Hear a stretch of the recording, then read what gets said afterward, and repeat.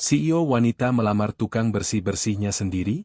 Skandal cinta mustahil yang mengguncang Tokyo ini ternyata dimulai dari sebuah pijatan tradisional di tengah badai. Subscribe dan like dulu ya, jangan lupa komen, hadir, untuk absen. Ratu es yang retak. Bunyi klak dari pena yang jatuh ke atas meja mahoni itu terdengar seperti ledakan pistol di ruang rapat yang sunyi. Aika Yamamoto menatap tangan kanannya. Jari-jarinya melengkung kaku, gemetar tak terkendali seperti ditarik benang tak kasat mata. Di hadapannya, 12 anggota Dewan Direksi Yamamoto Tech menahan napas. Mereka melihat sang CEO muda, wanita besi yang mengubah wajah teknologi Tokyo, sedang kalah oleh tubuhnya sendiri. Rapat selesai, ucap Aika datar. Wajahnya pucat, namun matanya tetap tajam mengintimidasi. Ia menyembunyikan tangan kanannya di balik blazer. Proposal divisi robotik disetujui. Bubar. Tidak ada yang berani membantah. Begitu pintu ruang rapat tertutup dan langkah kaki para eksekutif menjauh, topeng Aika runtuh. Ia merosot di kursi kulitnya. Keringat dingin membasahi pelipis.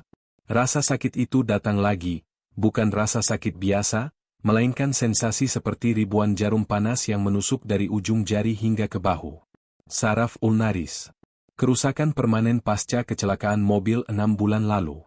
Dokter terbaik di Tokyo University Hospital hanya bisa memberinya obat pereda nyeri dosis tinggi yang kini mulai kehilangan efektivitasnya.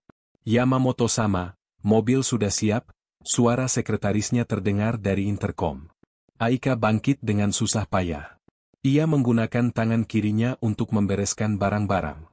Menjadi lumpuh sebelah tangan bagi seorang pianis mungkin akhir dunia, tapi bagi seorang CEO yang harus menandatangani dokumen dan berjabat tangan, ini adalah kiamat profesional.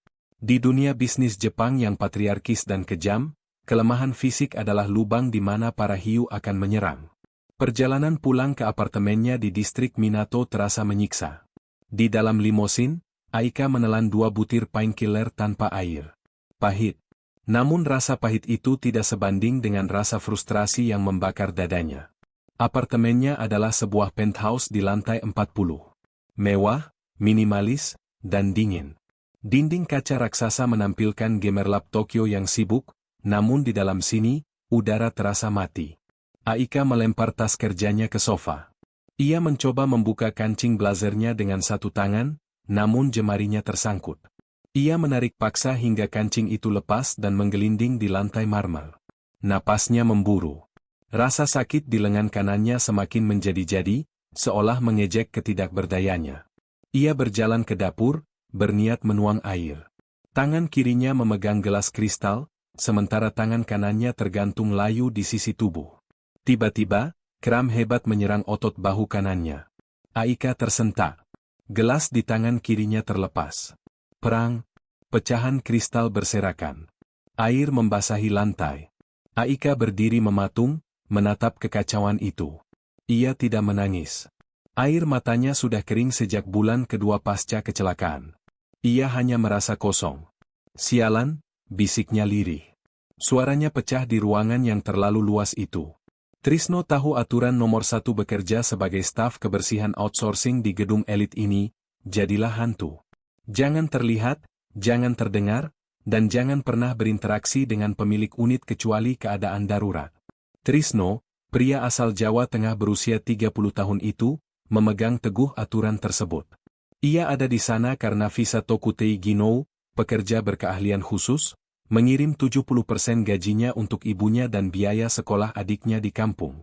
Malam itu, Trisno sedang membersihkan area pantry basah yang tersembunyi di balik partisi dapur penthouse Aika.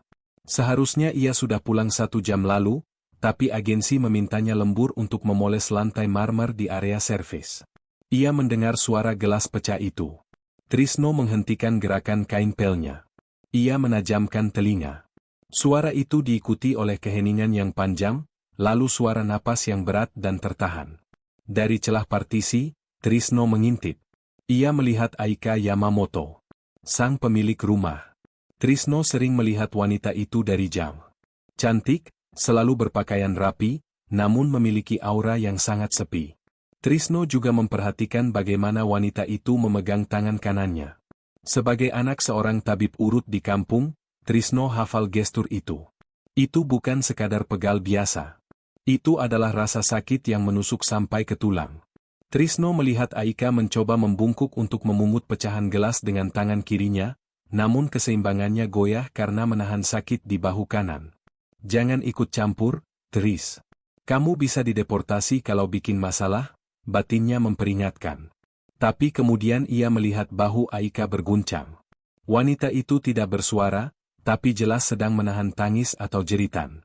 Di kampungnya, membiarkan orang kesakitan di depan mata adalah dosa sosial. Ayahnya selalu bilang, ilmu itu titipan, kalau ada yang sakit di depanmu, itu tandanya Tuhan sedang mengetuk pintumu untuk menolong. Trisno menghela napas panjang, meletakkan kain pelnya dengan hati-hati, dan melangkah keluar dari persembunyiannya. Permisi. Sumimasen, Yamamoto-sama, ucap Trisno dengan bahasa Jepang yang sopan namun berlogat kental. Aika tersentak hebat, hampir terlonjak. Ia berbalik, matanya membelalak kaget melihat seorang pria berseragam biru muda berdiri 3 meter darinya. Siapa kau? Bagaimana kau bisa masuk? Hardik Aika. Insting pertahanannya langsung aktif.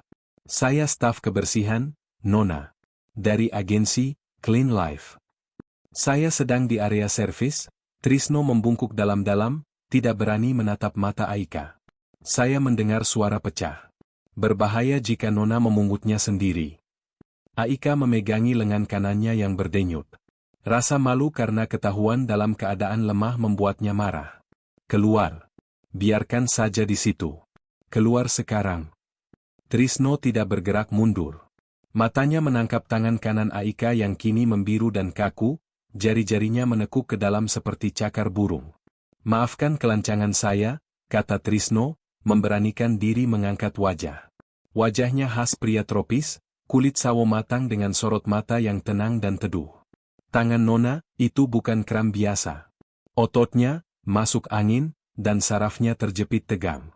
Jika tidak segera dikendurkan, Nona tidak akan bisa tidur malam ini. Apa yang kau tahu? Desis Aika sinis, meski keringat dingin mengucur deras di lehernya. Dokter terbaik di Jepang sudah menanganiku. Kau hanya tukang bersih-bersih. Benar, saya hanya tukang bersih-bersih, jawab Trisno tenang. Ia perlahan berjongkok, memungut pecahan kaca besar dengan cekatan dan memasukkannya ke saku apron agar Aika tidak terinjak. Tapi ayah saya tabib di desa. Saya belajar sedikit tentang anatomi tubuh. Di luar, guntur menggelegar. Hujan deras menghantam dinding kaca penthouse, menciptakan latar suara yang mencekam. Tiba-tiba, serangan rasa sakit yang lebih hebat menghantam Aika. Sarafnya seolah meledak. Aika mengerang keras, kakinya lemas, dan ia ambruk ke lantai. Nona. Trisno melupakan sopan santun protokol. Ia melompat maju, menangkap bahu Aika sebelum kepala wanita itu menghantam lantai marmer. Aika ingin mendorongnya, tapi tubuhnya lumpuh oleh rasa sakit. Ia gemetar hebat dalam rengkuhan lengan pria asing itu. Aroma tubuh Trisno tidak seperti parfum mahalnya, tapi bau sabun deterjen yang bersih bercampur sedikit aroma rempah yang asing. Sakit, sakit sekali. Rintihan itu lolos dari bibir Aika tanpa sadar. Pertahanannya hancur total. Trisno melihat wajah Aika yang pucat pasi. Ia tahu ia harus bertindak. Nona, izinkan saya, suara Trisno berubah. Tidak lagi ragu-ragu, tapi tegas dan berwibawa. Saya bisa mengurangi sakitnya. Sedikit saja. Tolong percaya. Aika membuka matanya yang berkabut. Dalam pandangannya yang buram, ia tidak melihat seorang petugas kebersihan, melainkan seseorang yang menawarkan tali di saat ia tenggelam. Lakukan. Bisik Aika lemah. Apa saja. Hentikan sakit ini. Trisno mengangguk. Ia tidak memapah Aika ke sofa karena terlalu jam. Ia mendudukkan Aika dengan posisi nyaman bersandar di dinding kabinet dapur. Apakah Nona punya minyak? Atau lotion? Apa saja yang licin? Tanya Trisno. Di laci, ada krim tangan. Trisno mengambil krim mahal itu. Ia menuangkan banyak ke telapak tangannya yang kasar namun hangat. Ia menggosokkan kedua tangannya hingga panas timbul dari gesekan. Maaf, saya akan menyentuh Nona, ucapnya pelan sebagai izin terakhir. Tangan Trisno yang hangat menyentuh kulit lengan Aika yang sedingin es. Sentuhan pertama itu mengejutkan Aika. Tangan Trisno kasar, kapalan khas pekerja fisik, namun sentuhannya sangat lembut dan penuh kendali. Trisno tidak langsung memijat area yang sakit. Ia mulai dari ujung jari-jari Aika yang kaku. "Rileks, Nona. Tarik napas," instruksi Trisno pelan. Jemari Trisno menekan titik di antara ibu jari dan telunjuk Aika. Awalnya sakit, Aika meringis. Tapi kemudian Trisno memutar tekanannya dengan gerakan ritmis. Perlahan, jari telunjuk Aika yang tadinya menekuk kaku mulai lemas. Trisno bekerja riset sistematis. Ia menyusuri jalur meridian lengan. Ia menemukan simpul otot yang keras membatu di dekat siku Aika. "Ini dia biangnya," batin Trisno. Aliran darah tersumbat di sini, membuat saraf yang sudah cedera semakin tertekan. Trisno menggunakan teknik pijat urut Jawa. Bukan sekadar menggosok, tapi menekan dan mendorong otot untuk kembali ke jalurnya. Ia menggunakan jempolnya untuk memecah gumpalan laktat di otot Aika. "Sakit," desis Aika. "Tahan sebentar, Nona. Ini harus diurai. Seperti benang kusut, kalau ditarik paksa akan putus. Harus diurai pelan-pelan," jelas Trisno. Ia berbicara dengan bahasa Jepang yang sederhana, tapi analoginya masuk akal bagi Aika. Ajaib. 15 menit berlalu. Rasa sakit yang menyengat tajam perlahan berubah menjadi rasa hangat yang tumpul, lalu menghilang berganti rasa kebas yang nyaman. Aliran darah kembali lancar. Lengan Aika yang tadinya pucat mulai bersemu merah muda. Trisno terus memijat naik ke bahu dan leher. Ia menyadari betapa tegangnya leher wanita ini. Beban pikiran Nona terlalu berat. Itu menumpuk di leher, gumam Trisno tanpa sadar, beralih ke bahasa Indonesia, lalu kembali ke Jepang. "Nona harus lebih santai." Aika tidak menjawab. Matanya terpejam. Napasnya yang tadi memburu kini teratur. Rasa hangat dari tangan Trisno menjalar ke seluruh tubuhnya, memberikan efek sedatif yang lebih kuat dari obat tidurnya. Trisno merasakan tubuh Aika melemas sepenuhnya. Wanita itu tertidur. Di lantai dapur yang keras, bersandar pada lemari, CEO Yamamoto Tech tertidur lelap dengan mulut sedikit terbuka, tampak sangat manusiawi dan rapuh. Trisno berhenti. Ia memandang wajah damai itu sejenak. Ada perasaan aneh di dadanya, rasa iba bercampur kagum. Ia tidak berani membangunkan Aika. Dengan hati-hati, Trisno mengambil selimut dari sofa ruang tengah dan menyelimuti Aika. Ia membersihkan sisa krim di tangannya, membereskan pecahan gelas yang tersisa, mematikan lampu utama dapur, dan menyisakan lampu tidur yang remang. Trisno keluar dari apartemen itu diam-diam, kembali menjadi hantu, meninggalkan sang ratu yang akhirnya bisa beristirahat. Cahaya matahari pagi menembus tirai otomatis yang terbuka pukul 6. Aika mengerjap. Ia terkejut mendapati dirinya tidur di lantai dapur beralaskan karpet bulu dan selimut tebal. Ingatan semalam membanjiri kepalanya. Badai. Gelas pecah. Pria pembersih itu. Aika langsung mengecek tangan kanannya. Ia mencoba menggerakkan jari-jarinya. Masih kaku dan lemah, tentu saja, keajaiban tidak terjadi dalam semalam. Tapi rasa sakit yang biasanya menyambutnya setiap pagi, rasa nyeri yang membuatnya ingin berteriak, hilang. Digantikan oleh rasa pegal ringan sisa pijatan. Ia mengangkat lengannya. Bisa. Rentang geraknya bertambah beberapa sentimeter. Aika bangkit, kepalanya jernih untuk pertama kalinya dalam berbulan-bulan. Tidak ada efek samping hangover dari obat penenang. Ia melihat dapur yang bersih mengkilap. Tidak ada jejak pecahan kaca. Ia mengambil ponselnya, menekan nomor kepala keamanan gedung. "Selamat pagi, Yamamoto-sama. Cari data staf kebersihan yang bertugas di unit saya semalam." Namanya.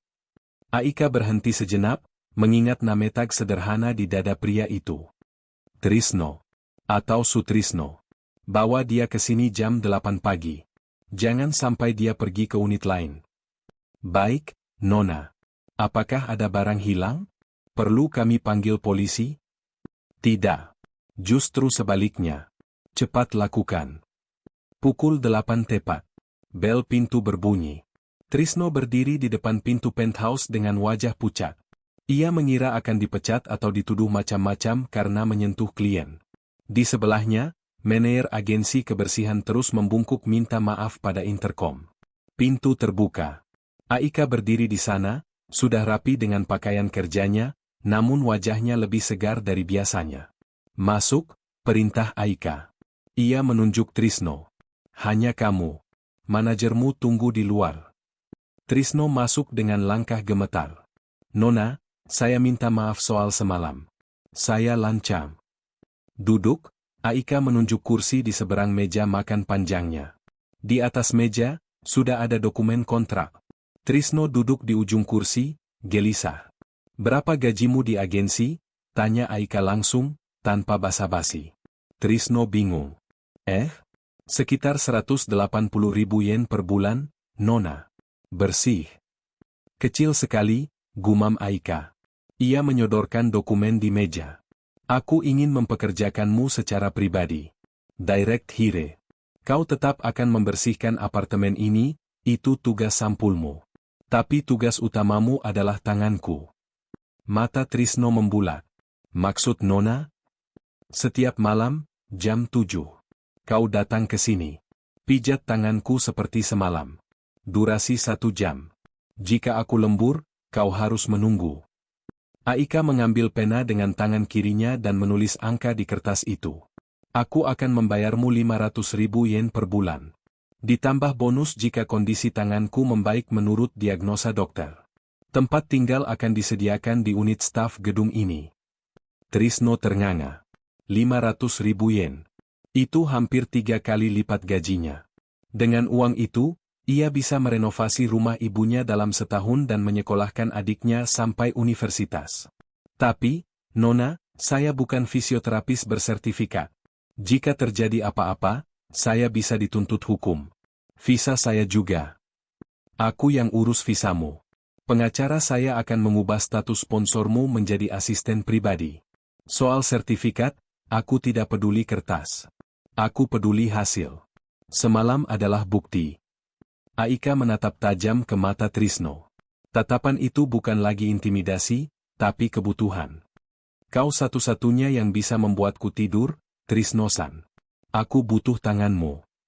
Mendengar kata-kata itu, dan melihat kesungguhan di mata Aika, keraguan Trisno luntur.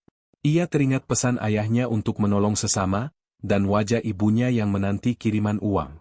Trisno berdiri, lalu membungkuk hormat. Kali ini bukan sebagai bawahan yang takut, tapi sebagai mitra yang menyanggupi tugas. Saya terima tawaran Nona. Saya akan berusaha sebaik mungkin dengan ilmu yang saya miliki. Aika menghela napas lega, seolah beban berat terangkat dari pundaknya yang sempit. Bagus. Mulai nanti malam. Dan satu lagi. Ya, Nona? Jangan panggil aku Nona Yamamoto saat kita berdua. Panggil Aika. Itu perintah. Trisno tertegun sejenak, lalu mengangguk pelan. Baik, Aika sama. Kontrak tak tertulis di antara dua manusia dari kasta dan dunia yang berbeda itu pun dimulai. Tanpa mereka sadari, pijatan itu tidak hanya akan menyembuhkan saraf yang mati, tapi juga hati yang beku. Tokyo bergerak dalam ritme yang mekanis, dan kini, kehidupan Aika pun demikian. Namun, ada satu variabel baru dalam algoritmanya yang kaku, pukul 19. Tepat saat jam digital di dinding berkedip ke angka 7 malam, bel interkom akan berbunyi 1 kali. Tidak pernah lebih, tidak pernah kurang. Itu adalah tanda kedatangan Trisno. 2 minggu telah berlalu sejak kontrak rahasia itu dibuat. Aika duduk di kursi santai di ruang tengah yang kini telah diubah tata letaknya agar menghadap langsung ke jendela besar, memperlihatkan cakrawala Tokyo menara Tokyo Tower yang berpendar jingga. Pintu terbuka. Trisno masuk dengan seragam kerjanya yang kini sedikit berbeda. Ia tidak lagi memakai jumpsuit agensi kebersihan yang kaku, melainkan kemeja polo hitam sederhana dan celana kain yang nyaman. Pakaian yang dibelikan Aika agar Trisno bisa bergerak lebih leluasa saat memijat. Selamat malam, Aika sama. Otsukare-sama desu. Terima kasih atas kerja kerasnya hari ini, sapa Trisno sambil membungkuk sedikit. Malam, Trisno. Langsung saja, jawab Aika tanpa menoleh dari tabletnya, Meski bahunya turun serendah 2 cm, tanda tubuhnya mengenali kehadiran si penyembuh. Trisno mencuci tangan dengan prosedur bedah yang ketat di wastafel kering, lalu mendekat. Aika meletakkan tabletnya. Sesi dimulai. Awalnya, sesi-sesi ini hening. Aika tidak suka bicara, dan Trisno tahu diri. Namun malam ini, ketegangan di bahu Aika berbeda. Bukan keras karena duduk, tapi keras karena amarah. Otot trapezius Nona kencang sekali hari ini, komentar Trisno pelan sambil menekan titik di pangkal leher Aika. Ada yang bikin kesal? Biasanya Aika akan mendengus dan menyuruhnya diam. Tapi entah kenapa, jari jempol Trisno yang menekan titik saraf itu seolah membuka katup di kepalanya. Investor tua bangka, gerutu Aika. Mereka meragukan kepemimpinanku hanya karena aku tidak bisa main golf lagi bersama mereka. Bisnis di negara ini masih ditentukan di lapangan golf, bukan di ruang rapat. Trisno tidak berhenti memijat. Ia justru menggeser tekanannya ke belikat, tempat beban emosi sering bersembunyi. Di kampung saya, bapak saya bilang, kalau tangan tak bisa mencangkul, pakai mulut untuk menuntun kerbau. Kalau Nona tak bisa main golf, buat mereka yang datang ke lapangan Nona. Aika terdiam, meresapi analogi sederhana tentang kerbau itu. Kau menyamakan dewan direksi dengan kerbau. Sama-sama keras kepala, kan? Jawab Trisno enteng. Untuk pertama kalinya dalam 6 bulan, Aika tertawa kecil. Suara tawa itu terdengar asing di telinganya sendiri, seperti engsel berkarat yang dipaksa bergerak. Ya, kau benar. Mereka memang kerbau. Malam itu, Aika tidur tanpa memikirkan strategi bisnis. Ia tidur dengan senyum tipis, dan Trisno pulang dengan perasaan hangat di dada karena berhasil memancing tawa majikannya. Masalah muncul di minggu ketiga. Minyak pijat mahal beraroma lavender impor dari Prancis milik Aika habis. Aika menyuruh asistennya membeli yang baru, tapi stok di Tokyo sedang kosong.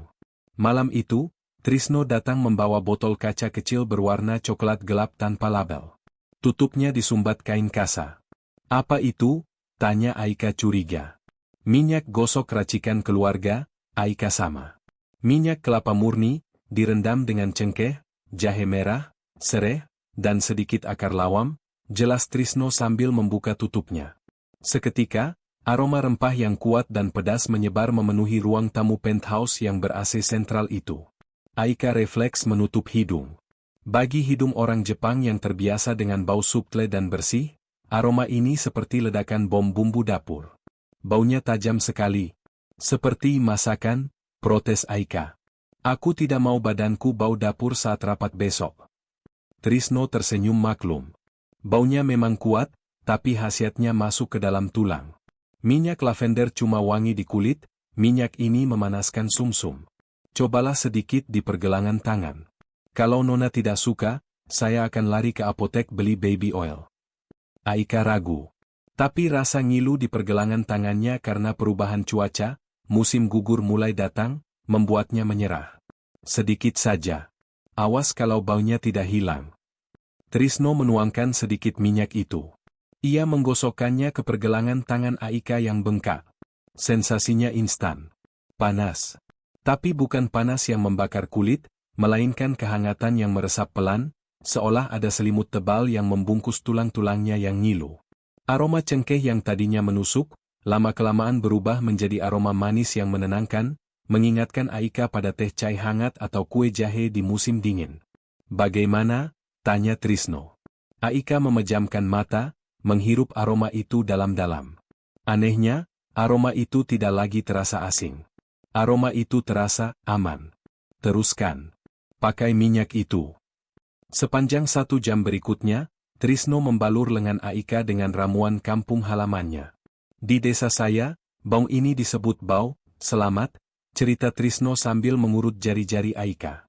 Kalau ada bayi lahir, atau orang sakit, bau ini selalu ada. Ini bau kehidupan. Keesokan harinya di kantor, saat memimpin rapat, Aika mencium aroma samar cengkeh dari pergelangan tangannya sendiri. Alih-alih merasa malu, ia justru merasa dilindungi. Di tengah dinginnya tatapan para eksekutif pria, aroma rempah Trisno menjadi tameng tak kasat mata yang memberinya kekuatan. Ini tidak masuk akal, gumam Dokter Sato sambil membetulkan letak kacamatanya. Aika duduk di ranjang periksa rumah sakit Universitas Tokyo.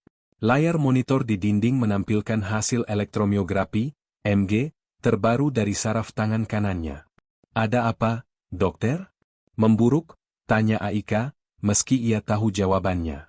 Ia bisa merasakannya sendiri. Tidak. Justru sebaliknya, Dokter Sato berbalik, wajahnya penuh tanda tanya. Konduksi sarafmu meningkat 40% dibandingkan bulan lalu.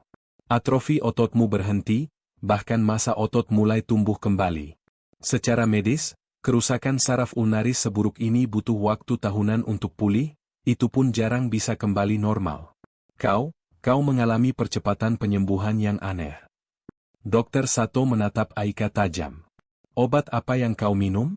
Atau kau pergi ke terapi eksperimental di Swiss tanpa memberitahuku?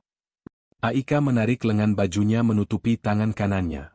Ia teringat wajah Trisno yang berkeringat saat memijatnya, botol minyak butut itu, dan doa-doa lirih yang kadang digumamkan pria itu dalam bahasa Jawa saat mengira Aika sudah tidur. Jika ia memberitahu bahwa seorang tukang bersih-bersih lulusan SD yang menyembuhkannya dengan pijat kampung, dunia medis akan menertawakannya. Atau lebih buruk, mereka akan memburu Trisno. Aika tidak ingin berbagi Trisno dengan siapapun. Aku melakukan yoga dan meditasi, dokter, bohong Aika dengan wajah datar sempurna. Dan aku mengurangi stres. Dokter Sato mendengus, jelas tidak percaya, tapi data tidak bisa dibantah. Apapun itu, lanjutkan. Kalau begini terus, fungsi motorik tanganmu bisa kembali 90% dalam 3 bulan lagi. Keluar dari rumah sakit, Aika melihat tangannya. Ia mengepal pelan. Lemah, tapi ada cengkeraman. Ia mengambil ponselnya dan mengetik pesan singkat untuk Trisno. Bukan perintah seperti biasa. Pulanglah lebih awal hari ini. Aku ingin sesi lebih lama. Di seberang sana, Trisno yang sedang menyikat lantai lobi membalas dengan emoji jempol sederhana. Hati Aika berdesir pelan. Rahasia kesembuhannya aman bersama pria itu. Hujan musim gugur turun deras di Tokyo, mencerminkan suasana hati Aika. Hari itu adalah bencana. Tender proyek Smart City pemerintah yang sudah ia persiapkan selama setahun jatuh ke tangan kompetitor. Alasannya bukan karena teknologinya kalah canggih, tapi karena kompetitor menyuap pejabat dengan cara-cara kotor yang Aika tolak lakukan. Aika pulang dalam keadaan basah kuyup karena menolak payung dari sopirnya. Ia ingin merasakan dingin. Ia ingin menghukum dirinya sendiri. Saat masuk ke penthouse, ia tidak menyapa Trisno. Ia melempar tasnya, membanting pintu kamar, dan tidak keluar lagi. Trisno berdiri bingung di ruang tengah. Jam menunjukkan pukul 20. Aika belum makan malam. Ia tahu Aika punya riwayat GERD, asam lambung, yang parah jika telat makan saat stres. Trisno mendekati pintu kamar Aika. Aika sama? Sesi pijatnya? Pergi. Pulang sana, teriakan Aika terdengar serak dari dalam. Aku tidak butuh pijat. Aku mau sendiri. Trisno terdiam. Ia bisa saja pulang, mengambil tasnya, dan menikmati sisa malam dengan tidur. Itu haknya. Tapi nalurinya berkata lain. Ia mendengar isak tangis tertahan di sela-sela suara hujan. Trisno berjalan ke dapur. Kulkas Aika penuh dengan bahan makanan mahal, daging wagyu, salmon, sayuran organik, tapi semuanya mentah. Aika jarang masak. Trisno mencari bahan yang ia kenal. Nasi dingin sisa kemarin. Telur. Bawang putih. Bawang bombay. Dan sebotol kecap asin serta saus tiram. Karena tidak ada kecap manis, ia meracik gula aren cair yang ia temukan. Ia mulai memasak. Bunyi sereng dari wajan yang bertemu minyak panas memecah kesunyian apartemen. Aroma bawang putih yang ditumis hingga kecoklatan menguar, menyusup lewat celah pintu kamar Aika. Trisno membuat nasi goreng kampung. Sederhana. Tanpa hiasan mewah. Hanya nasi, telur orak-arik, dan potongan ayam kecil. Setengah jam kemudian, Trisno mengetuk pintu kamar lagi. Kali ini ia membawa nampan. Aika sama, saya tidak akan memijat. Tapi Nona harus makan. Kalau sakit lambung, besok tidak bisa membalas dendam pada orang yang bikin Nona kesal. Pintu terbuka perlahan. Penampilan Aika berantakan. Matanya bengkak, rambutnya kusut, masih memakai kemeja kerja yang lembab. Ia menatap nampan itu. Nasi goreng berwarna kecoklatan dengan asap yang masih mengepul. Baunya membuat perutnya yang seharian kosong berontak. "Apa ini?" tanya Aika parau. "Nasi goreng. Makanan orang susah kalau lagi sedih di negara saya." Trisno tersenyum tipis. Rasanya gurih dan hangat. Bisa mengusir setan di pikiran. Aika tidak jadi mengusir Trisno. Ia membuka pintu lebar-lebar, duduk di tepi tempat tidur, dan membiarkan Trisno meletakkan nampan di meja nakas. Aika menyendok suapan pertama. Rasanya meledak di mulut. Gurih bawang, manis karamelisasi gula, dan pedas merica. Jauh dari rasa sushi atau kaiseki yang hambar dan dingin. Ini makanan yang hidup. Tanpa sadar, air mata Aika menetes lagi, jatuh ke piring. Ia makan dengan lahap, seperti orang yang baru ditemukan setelah tersesat di hutan. Trisno berdiri diam di sudut, menuangkan air hangat. "Pelan-pelan," katanya lembut. Setelah piring itu licin tandas, Aika meletakkan sendok. Ia merasa hangat dan kenyang. Lubang di dadanya tertambal sedikit. "Terima kasih, Trisno," ucap Aika. Suaranya tulus, tanpa nada bos. "Sama-sama, Aika," jawab Trisno, sengaja menghilangkan sufiks sama untuk pertama kalinya di momen rapuh itu. Dan Aika tidak memprotes. Malam itu, mereka duduk di lantai karpet, bersandar pada sisi ranjang yang berseberangan, diam mendengarkan hujan, disatukan oleh sepiring nasi goreng kosong. Dinding majikan dan pembantu itu mulai runtuh, bata demi bata. Minggu ke-8. Tangan kanan Aika sudah bisa memegang gelas penuh tanpa gemetar. Malam itu, sesi pijat berlangsung seperti biasa, namun ada atmosfer yang berbeda. Listrik di udara terasa lebih padat. Mungkin karena kedekatan emosional pasca insiden nasi goreng, atau mungkin karena mereka berdua mulai menyadari sesuatu yang berbahaya. Trisno sedang memijat telapak tangan Aika. Ia menekan titik di tengah telapak tangan, lalu mengurut lembut ke arah pergelangan. "Jantung Nona berdebar kencang," kata Trisno tiba-tiba. Jari Trisno berada di atas nadi pergelangan tangan Aika, arteri radialis. Sebagai terapis, ia terbiasa memonitor denyut nadi pasien untuk memastikan mereka rileks. "Oh ya?" Aika mencoba terdengar acuh, tapi wajahnya memanas. "Mungkin efek kafein. Nona tidak minum kopi seharian ini." "Saya lihat catatan asisten Nona di dapur," koreksi Trisno polos. Ia terlalu jujur untuk permainan kode-kodean ini. Trisno mengangkat wajahnya, menatap Aika untuk mengecek apakah tekanannya terlalu keras. Jarak wajah mereka hanya sekitar 30 cm. Untuk pertama kalinya, Trisno benar-benar melihat Aika.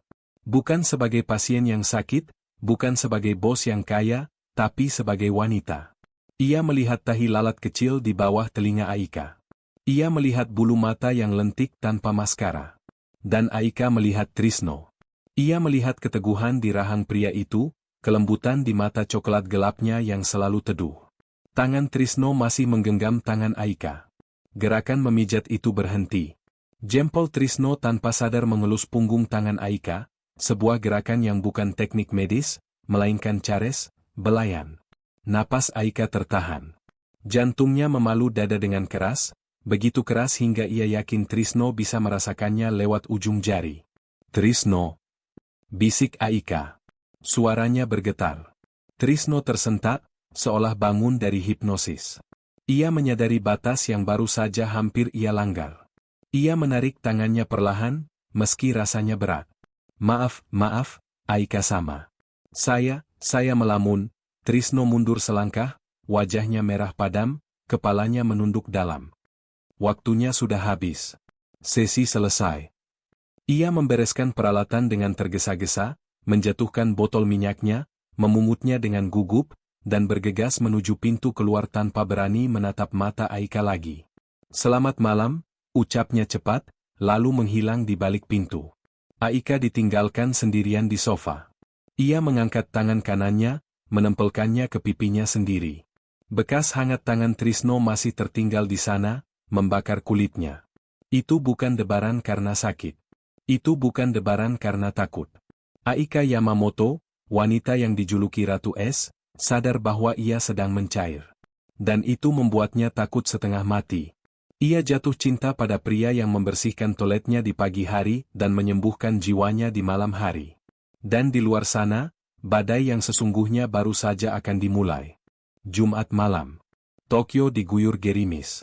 Di dalam penthouse, suasana justru hangat dan damai. Trisno sedang memijat telapak tangan Aika. Mereka sedang mendengarkan piringan hitam jazz tua yang baru dibeli Aika. Sebuah hobi baru yang ia mulai karena Trisno pernah bersenandung lagu jazz saat bekerja. Posisi mereka cukup dekat. Aika duduk di sofa, Trisno duduk di kursi kecil di hadapannya, kepala Aika bersandar rileks, matanya terpejam. "Tekanan di sini enak?" tanya Trisno pelan. "Sempurna," gumam Aika. "Jangan berhenti." Ting tom, ting tom. Bel pintu berbunyi agresif, bukan dari interkom lobi, tapi langsung dari pintu unit. Seseorang memiliki akses pas kode gedung. Sebelum Aika sempat membuka mata sepenuhnya, pintu apartemen terbuka lebar. Seorang pria melangkah masuk dengan jas basah dan wajah merah padam karena alkohol. Hideki Tanaka. Mitra bisnis sekaligus pria yang dijodohkan orang tua Aika, sebuah pertunangan bisnis yang belum diresmikan tapi sudah dimengerti oleh publik. "Aika, aku meneleponmu 5 KA, kalimat Hideki terhenti di tenggorokan. Pemandangan di depannya membuatnya membeku. Aika, dengan kemeja rumah yang longgar, duduk santai dengan mata sayu, sementara seorang pria asing memegang tangannya dengan intim. Lampu ruangan redup, musik jazz mengalun pelan, aroma rempah memenuhi udara. Bagi mata orang luar, ini bukan terapi medis. Ini terlihat seperti adegan pasca kencan romantis. "Apa-apaan ini?" Suara Hideki rendah, namun mematikan. Aika tersentak bangun, menarik tangannya refleks. "Hideki, apa sopan santunmu hilang? Kau masuk tanpa izin." Hideki tidak peduli. Ia melangkah mendekat, matanya menatap Trisno dengan jijik, seolah melihat kecoa di atas kue pernikahan. "Siapa dia? Gigolo barumu?" Selera yang rendah sekali untuk seorang Yamamoto. Trisno segera berdiri, menundukkan kepala dalam-dalam. "Maaf, Tuan. Saya staf kebersihan. Saya sedang melakukan terapi pijat untuk tangan Nona Aika." "Pijat?" Hideki tertawa sinis. Ia menendang botol minyak racikan Trisno, hingga terguling dan isinya tumpah ke karpet mahal. "Jangan bercanda. Kau pikir aku bodoh? Sejak kapan tukang sapu boleh menyentuh kulit CEO?" Hideki mencengkeram kerah baju Trisno. "Lihat dirimu. Bau bumbu dapur. Tangan kasar. Kau orang asing, kan? Indon? Filipina? Berapa dia membayarmu untuk memuaskannya?" "Cukup, Hideki." Aika berteriak. Ia berdiri, menepis tangan Hideki dari kerah Trisno. "Dia yang menyembuhkan tanganku saat dokter-dokter mahalmu gagal. Jaga mulutmu." Hideki menatap Aika dengan tatapan merendahkan yang belum pernah Aika lihat sebelumnya. "Menyembuhkan? Aika, sadarlah. Kau sedang dimanfaatkan. Orang-orang miskin seperti ini akan melakukan apa saja untuk menempel pada orang kaya. Dia menyentuhmu bukan untuk menyembuhkan, tapi untuk merayumu supaya bisa mengeruk hartamu." Hideki beralih kembali ke Trisno. "Dengar, tikus. Keluar dari sini sekarang. Jika aku melihat wajahmu di radius 1 kilometer dari Aika lagi, aku akan pastikan imigrasi memulangkanmu dalam kantong mayat atau deportasi paksa. Mengerti?" Trisno diam. Wajahnya datar, namun tangannya mengepal erat di samping tubuh hingga buku-bukunya memutih. Ia ingin marah, harga dirinya sebagai laki-laki diinjak-injak. Tapi ia melihat wajah Aika yang pucat ketakutan, takut skandal ini menyebar. Trisno sadar posisinya. Ia hanyalah debu di lantai marmer ini. Melawan berarti menghancurkan Aika juga. "Saya mengerti, Tuan," ucap Trisno pelan. Suaranya bergetar menahan emosi. Ia membungkuk pada Aika tanpa menatap matanya. "Permisi, Aika sama."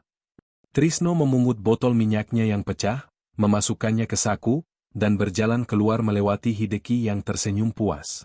Pintu tertutup pelan, tapi bunyinya seperti vonis mati bagi hati Aika. Sabtu pagi datang dengan keheningan yang mencekam. Aika mengusir Hideki malam itu juga setelah pertengkaran hebat, tapi racun kata-kata Hideki sudah menyebar. Bukan pada Aika, tapi pada atmosfer di apartemen itu. Pukul 8. Trisno datang untuk jadwal kebersihannya. Aika sedang minum kopi di meja makan, menunggu. Ia ingin menjelaskan, ingin minta maaf atas perlakuan Hideki. Trisno, soal semalam. Selamat pagi, Yamamoto-sama, potong Trisno cepat. Ia tidak menoleh. Ia mengenakan masker wajah, sarung tangan karet, dan topi seragam yang ditarik rendah. Saya akan membersihkan kamar mandi tamu dulu. Suaranya dingin. Formal. Jarak ribuan kilometer terbentang di antara mereka dalam ruangan seluas 100 meter persegi itu. Trisno, dengarkan aku, Aika mencoba mendekat. Trisno mundur selangkah, menjaga jarak, profesional, 2 meter. Mohon jangan mendekat, Nona. Nanti seragam saya memotori pakaian Nona. Tuan Tanaka benar, tidak pantas pekerja kasar terlalu dekat dengan majikan. Jangan dengarkan Hideki. Dia brengsek, seru Aika frustrasi. Kita teman, kan? Kau menyembuhkanku. Trisno akhirnya menatap Aika. Sorot matanya yang dulu hangat kini redup, tertutup tembok tebal bernama, tahu diri. Saya bukan teman Nona. Saya karyawan.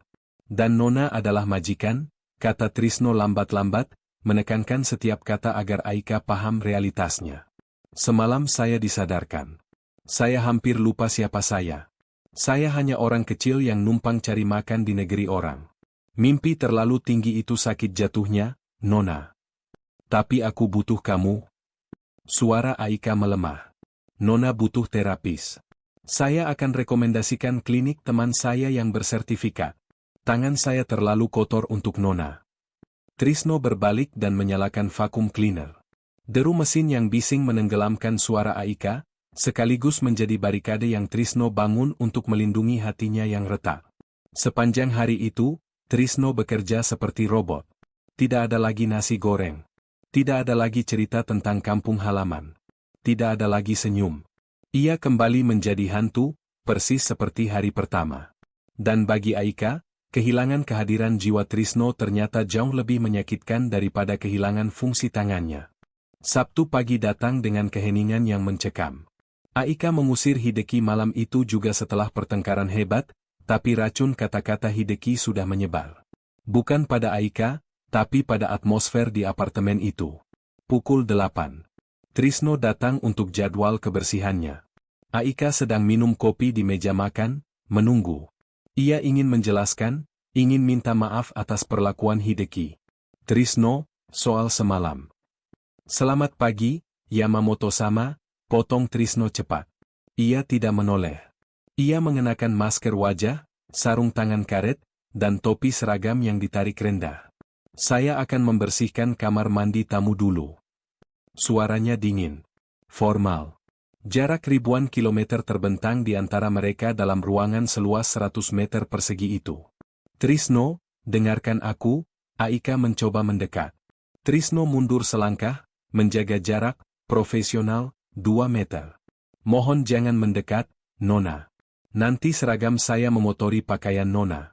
Tuan Tanaka benar, tidak pantas pekerja kasar terlalu dekat dengan majikan.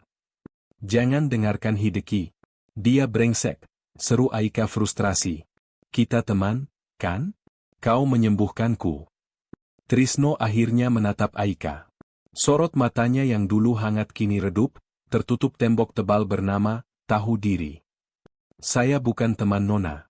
Saya karyawan. Dan Nona adalah majikan, kata Trisno lambat-lambat, menekankan setiap kata agar Aika paham realitasnya. Semalam saya disadarkan. Saya hampir lupa siapa saya. Saya hanya orang kecil yang numpang cari makan di negeri orang. Mimpi terlalu tinggi itu sakit jatuhnya, Nona. Tapi aku butuh kamu. Suara Aika melemah. Nona butuh terapis. Saya akan rekomendasikan klinik teman saya yang bersertifikat. Tangan saya terlalu kotor untuk Nona. Trisno berbalik dan menyalakan vacuum cleaner. Deru mesin yang bising menenggelamkan suara Aika, sekaligus menjadi barikade yang Trisno bangun untuk melindungi hatinya yang retak. Sepanjang hari itu, Trisno bekerja seperti robot. Tidak ada lagi nasi goreng. Tidak ada lagi cerita tentang kampung halaman. Tidak ada lagi senyum. Ia kembali menjadi hantu, persis seperti hari pertama. Dan bagi Aika, kehilangan kehadiran jiwa Trisno ternyata jauh lebih menyakitkan daripada kehilangan fungsi tangannya. 3 hari berlalu dalam perang dingin. Tangan Aika mulai sakit lagi. Stres memicu sarafnya menegang. Ia tidak bisa tidur. Selasa malam, Aika pulang dan mendapati apartemennya kosong. Trisno sudah pulang lebih awal, meninggalkan catatan di meja dapur bahwa ia sudah menyelesaikan tugasnya. Aika tidak tahan lagi. Ia menyambar kunci mobilnya, tapi tangan kanannya terlalu lemah untuk menyetir. Ia berlari keluar gedung, memanggil taksi, menuju alamat kontrakan staf yang pernah ia lihat di berkas personalia Trisno. Hujan turun deras malam itu, seolah alam semesta bersekongkol mendramatisir keadaan. Taksi berhenti di depan sebuah gedung asrama tua di pinggiran Tokyo. Kumuh, temboknya penuh lumut. Aika turun, tidak mempedulikan air yang membasahi setelan armaninya. Ia melihat sosok itu. Trisno sedang berjalan kaki menuju gerbang asrama, memayungi dirinya dengan kantong plastik karena payungnya rusak. "Trisno!" teriak Aika. Trisno berhenti. Ia berbalik, matanya membelalak melihat bosnya berdiri di tengah hujan di lingkungan kumuh itu. "Aika sama? Apa yang Anda lakukan di sini? Ini tempat kotor." Trisno berlari mendekat, berusaha memayungi Aika dengan jaketnya yang tipis.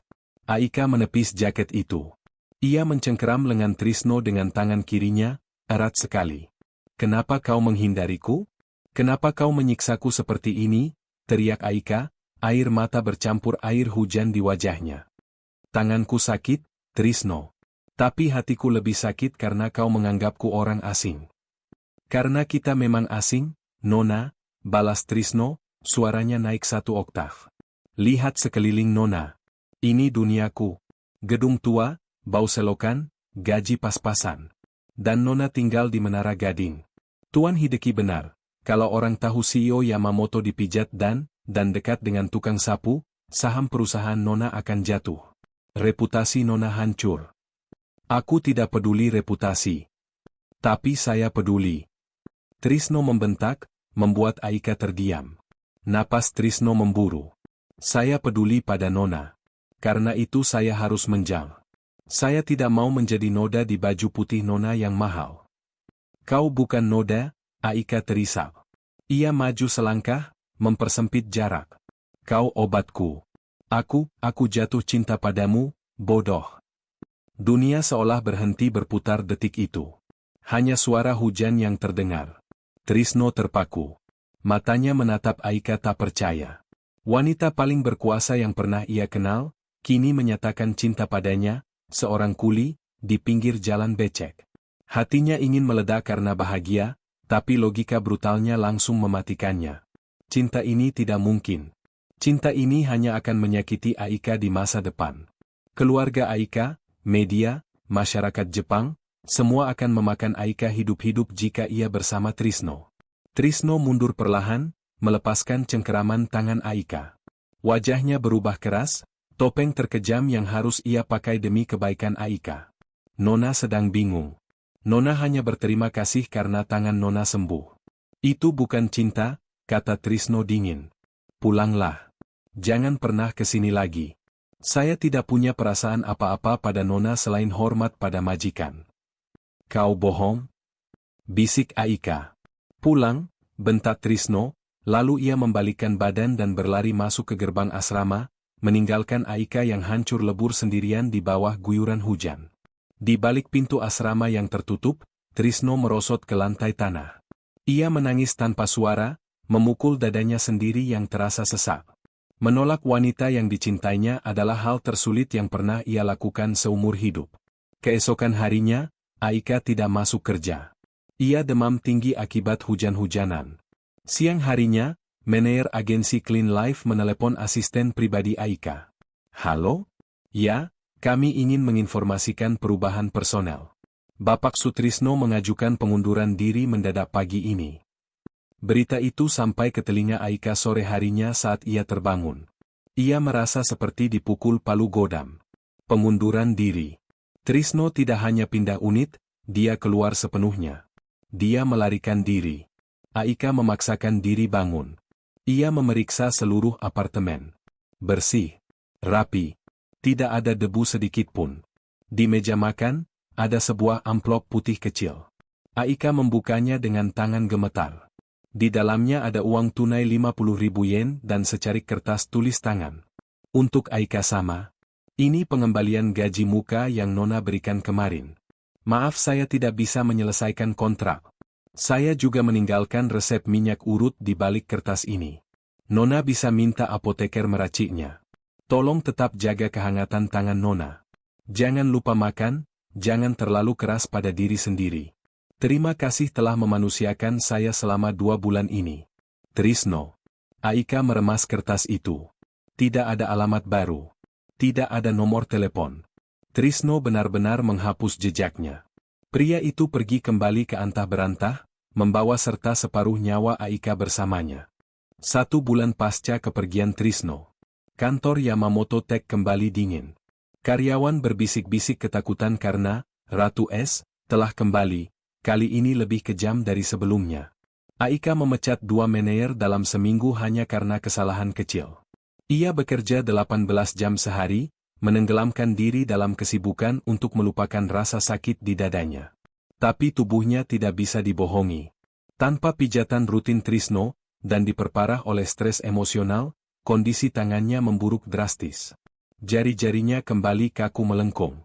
Nyeri itu datang lagi, kali ini disertai rasa panas yang konstan. Hideki merasa menang, mendatangkan fisioterapis terbaik dari Jerman. Namanya Dr. Müller. Dia yang terbaik di Eropa. Lupakan tukang pijat kampung itu. Sesi terapi dimulai di apartemen Aika. Dr. Müller profesional. Alat-alatnya canggih, laser, ultrasound, stimulasi listrik. Rileks, Frau Yamamoto, kata dokter itu. Tapi Aika tidak bisa rileks. Sentuhan tangan dokter itu dingin, klinis, dan asing. Bau disinfektan menggantikan aroma cengkeh. Tidak ada obrolan hangat, tidak ada nasi goreng setelah sesi. Hanya transaksi medis yang hampa. Sakit. Aika menarik tangannya saat dokter itu menekan sarafnya. Ini prosedur standar, kata dokter itu bingung. Keluar, desis Aika. Tapi sesi belum selesai. Keluar. Aika melempar bantal sofa ke arah dokter itu. Kalian semua tidak berguna. Tidak ada yang mengerti. Setelah dokter itu pergi dengan tersinggung, Aika duduk di lantai ruang tengah yang luas itu. Ia menatap tangannya yang cacat. Ia sadar sekarang. Kesembuhannya kemarin bukan semata karena teknik pijat. Itu karena siapa yang memijatnya. Itu karena transfer energi, rasa kasih sayang, dan kenyamanan yang Trisno berikan lewat ujung jarinya.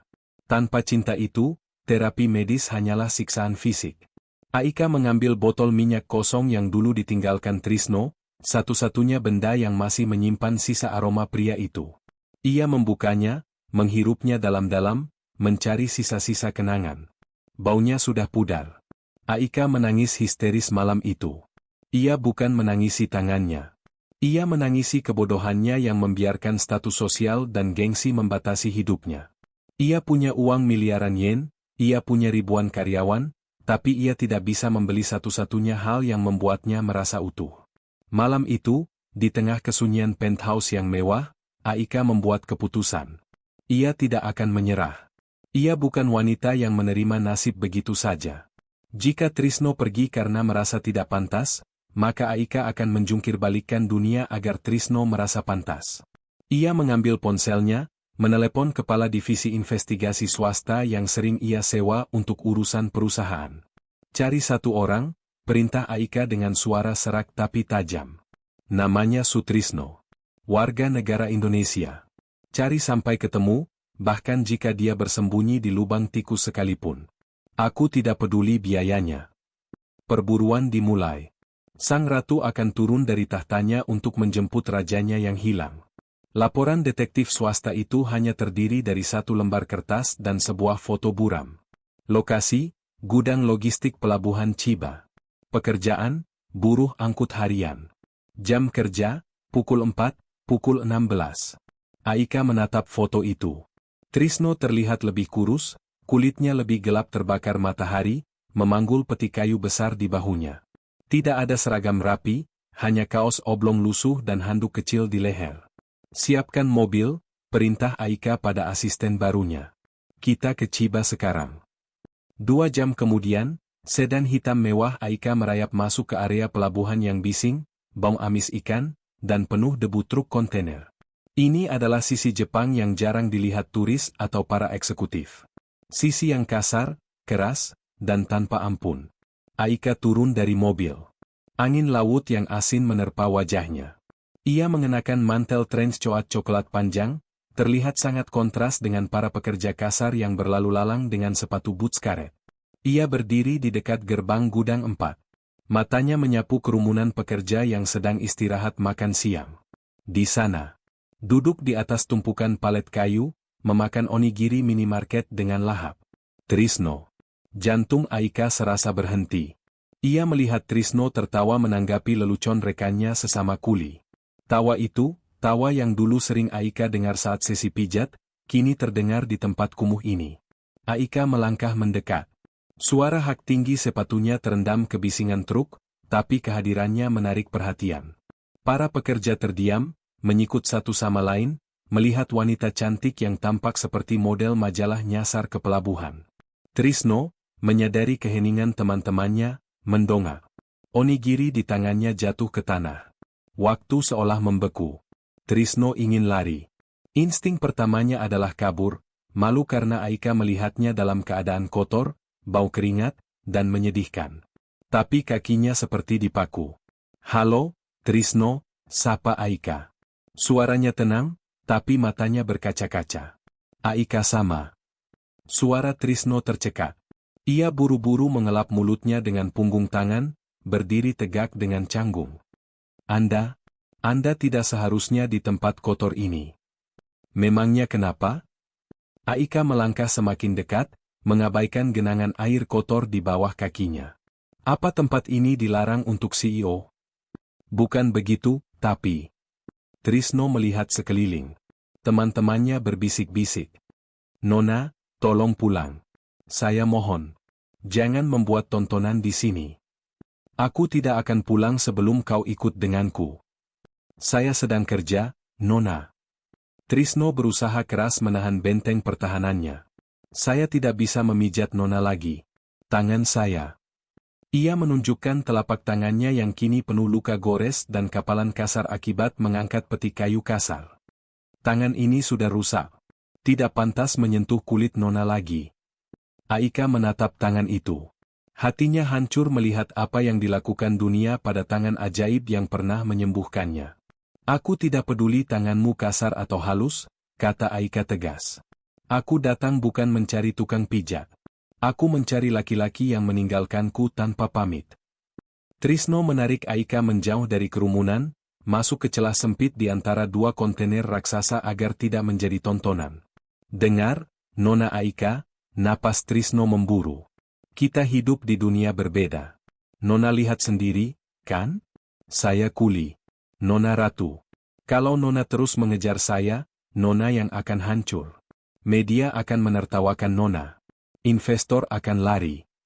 "Biarkan mereka lari," seru Aika. Ia mencengkeram kerah kaos lusuh Trisno, tidak peduli noda oli atau keringat menempel di sarung tangan kulit mahalnya. "Sejak kau pergi, tanganku sakit lagi. Tapi tahukah kau? Aku tidak peduli pada tanganku. Aku bisa hidup dengan tangan lumpuh. Tapi aku tidak bisa hidup dengan hati kosong. Itu hanya obsesi sementara." "Jangan sok tahu tentang perasaanku," teriak Aika, suaranya pecah. Air matanya akhirnya tumpah. "Apa kau pikir aku wanita bodoh yang tidak bisa membedakan rasa butuh dan rasa cinta? Aku mencintaimu, Trisno. Bukan karena kau menyembuhkanku, tapi karena kau satu-satunya orang yang melihatku sebagai manusia, bukan mesin uang." Trisno terdiam. Ia melihat wanita paling kuat yang ia kenal, kini menangis terseduh-seduh di depannya, merendahkan dirinya demi pria miskin sepertinya. Tapi saya tidak punya apa-apa, Aika. Suara Trisno melembut, pertahanannya runtuh. Saya cuma punya tenaga. Saya tidak bisa membelikanmu barang mewah. Saya tidak bisa membawamu ke pesta elit tanpa membuatmu malu. Aku punya uang. Aku punya segalanya. Aku tidak butuh uangmu, Aika menatap tajam ke mata Trisno. Aku butuh rumah. Dan kau adalah rumahku.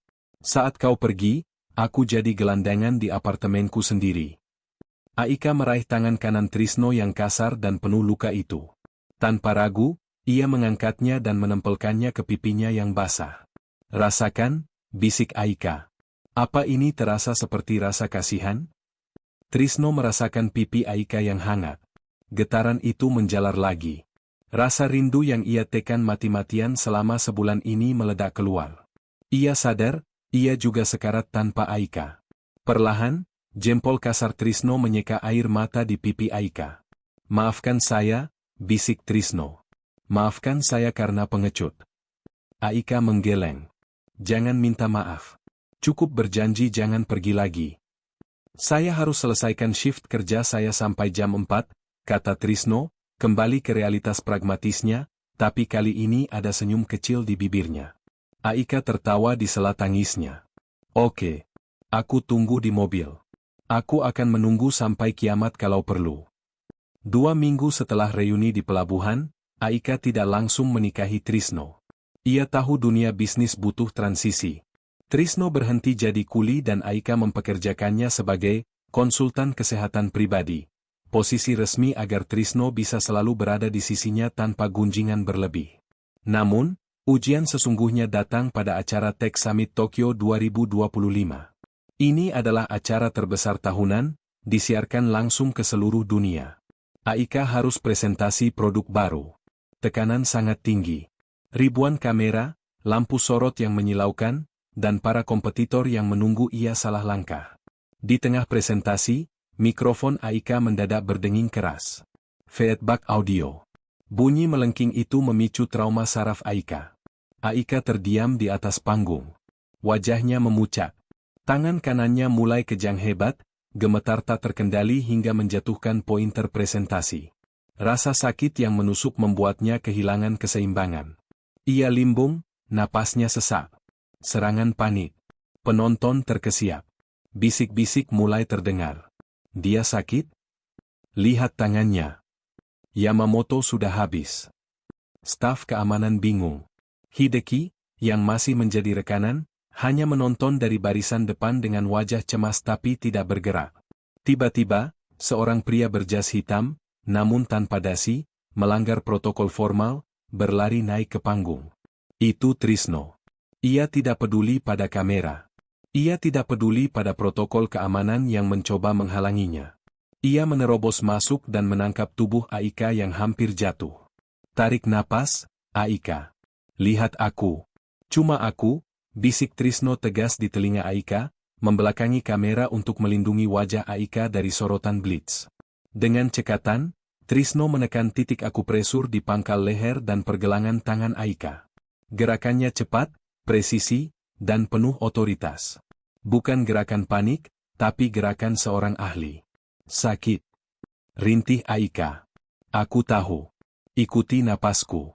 1, 2. Trisno menuntunnya.